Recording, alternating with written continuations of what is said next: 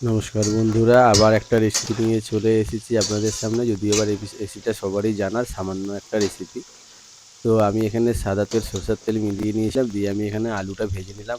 যেহেতু একটু আগে আমার ক্যামেরাটা বন্ধ হয়ে গেছিলো, ওই জন্য আগের শটটা আমার ভালো করে ওঠেনি, তেল দেওয়াটা ওঠেনি, ওই জন্য আমি ওটা ছাড়তে পারিনি। তো আমি এখানে এই আলুটা একটু ছোটো ছোটো করে কেটে নিয়েছি, ওটা ভেজে নিলাম।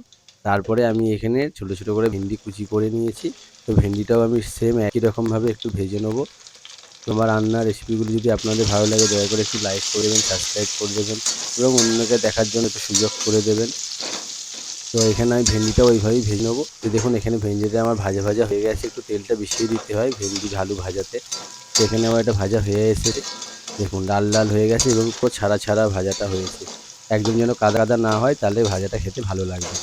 এটা আপনারা অনুষ্ঠান বাড়িতেও ব্যবহার করতে পারেন, কিংবা আপনারা রুটির সাথে খেতে পারেন, কিংবা গরম ভাতের সাথে খেতে পারেন।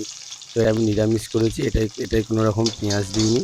তো আমি এখানে দিয়ে দিলাম একটু কাঁচা বাদাম। বাদামটাও আমি একটু লাল লাল করে ভেজে নেবো। মানে আমার জানা যেটুকু রান্না আছে সেগুলোই আমি আপনাদের সামনে দেখাই। আশা করছি আপনাদের রেসিপি ভালো লাগবে। তো এখানে আমি দিয়ে দিলাম কালো জিরে আর শুকনো লঙ্কা। এটাও হালকা করে একটু ভেজে নেবো, খুব বেশি পোড়াবো না, একটু হালকা হালকা করে ভেজে নেবো। আর এখানে দিয়ে দিলাম আমি কাঁচা পোস্ত। এই কাঁচা পোস্তটাও আমি হালকা করে একটু ভেজে নেবো, মিনিট খানেক ভাজবো, তার বেশি ভাজবো না, 1 মিনিটের মতো ভাজবো। তার উপরে আমি দিয়ে দেবো এখানে ভেজে রাখা আলু আর ভেন্ডিটা, দিয়ে আমি সুন্দরভাবে মিক্স করে নেবো। এই টাইমে আপনারা একটু মিষ্টিটা একটু দেখে নেবেন, যেহেতু আমি তেলের মধ্যে নুন হলুদ দিয়ে আমি আলুটা ভেজেছি, ভেন্ডিটা ভেজেছি, সেই জন্য আমি এখানে আর কিছু গুঁড়ো মশলা দিলাম না।